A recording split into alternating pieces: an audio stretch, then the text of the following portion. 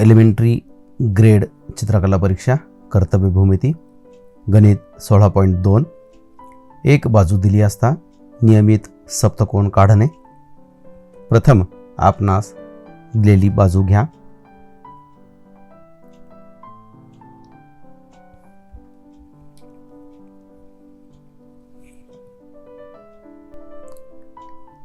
A B he 4 centimetre मापाची आपण बाजू घेतलेली आहे.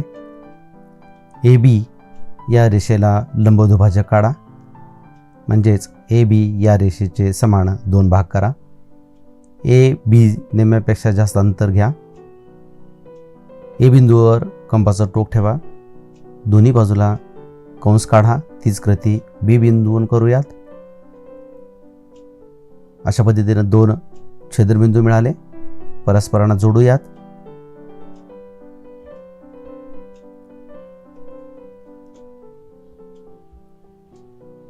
ए बी या रेषेचे समान 2 भाग झाले.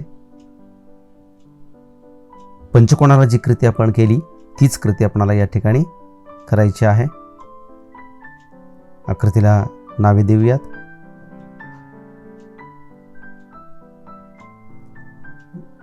ए बी एवढा अंतर कंपासमध्ये घ्या आणि लंबदुभाजकास छेद द्या.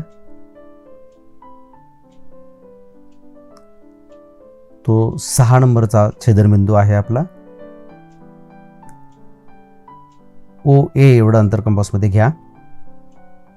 ओ बिंदूवर कंपासचं टोक ठेवा आणि लंबदुभाजकास ओ केंद्रबिंदू कल्पवून छेद द्या किंवा अर्धवर्तुळ काढा. याला 4 नंबर द्या. या छेदनबिंदूस 6 आणि 4 असे 2 छेदनबिंदू आपणास मिळालेले आहेत. पंचकोनाला पण हीच कृती केली होती.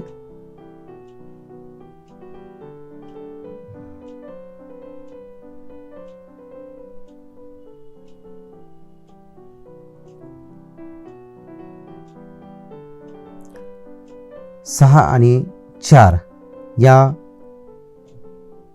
रेषेचे किंवा 2 भाग करा किंवा लंबदुभाजक काढा.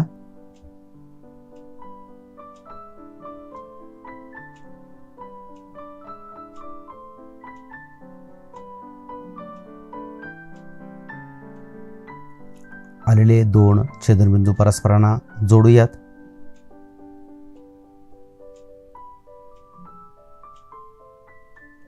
पाच नंबर द्या छेदनबिंदूस.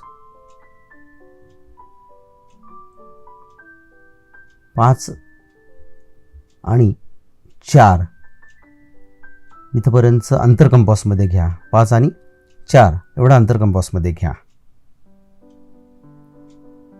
किंवा 5 आणि 6 एवढा अंतर कंपासमध्ये घ्या आणि 6 नंबरच्या बिंदूवर कंपासचं टोक ठेवा आणि त्या रेषेवर छेद द्या किंवा कंस काढा.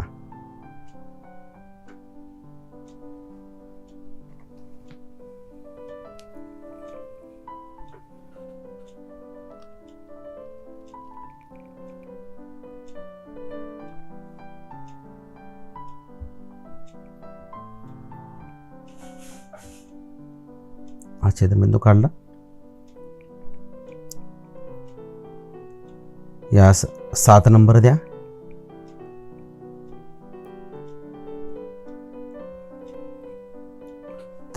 त्या बिंदूवर कंपासचं टोक ठेवून आणखीन एक कंस काढा. आपणास अशा पद्धतीनं कितीही भाग करता येतील.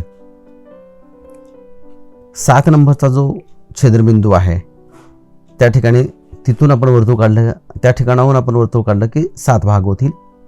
8 क्रमांकाच्या बिंदूवरून वर्तुळ काढलं की 8 भाग होतील आणि 9 क्रमांकाच्या बिंदूवरून आपण ए बी पर्यंतचं अंतर घेऊन वर्तुळ काढलं तर त्यावेळेस त्याचे 9 भाग होतील. आपण असं 7 भाग करण्याची कृती सांगितली आहे. आपण 7 नंबरच्या बिंदूवर कंपासचं टोक ठेवूयात आणि ए किंवा बी पर्यंतचं अंतर कंपासमध्ये घेऊयात आणि एक वर्तुळ काढूयात. ए बी एवढं अंतर आपण कंपासमध्ये घेऊयात.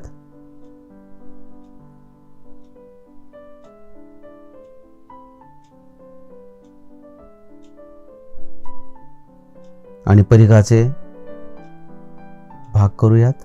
क्रमाने कंस काढत जा.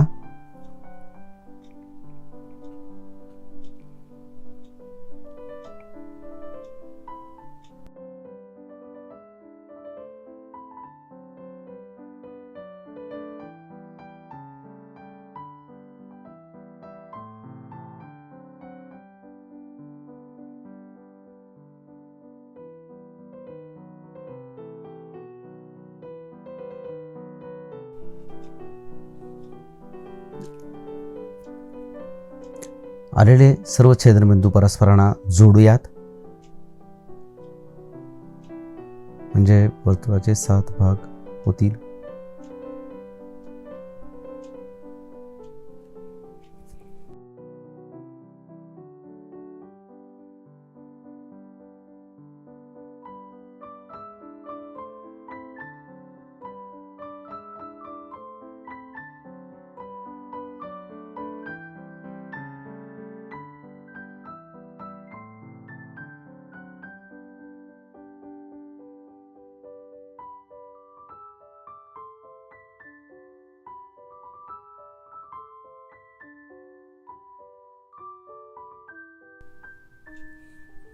अशा पद्धतीने आपण वर्तुळाचे 7 भाग केले, म्हणजे सप्तकोन काढला.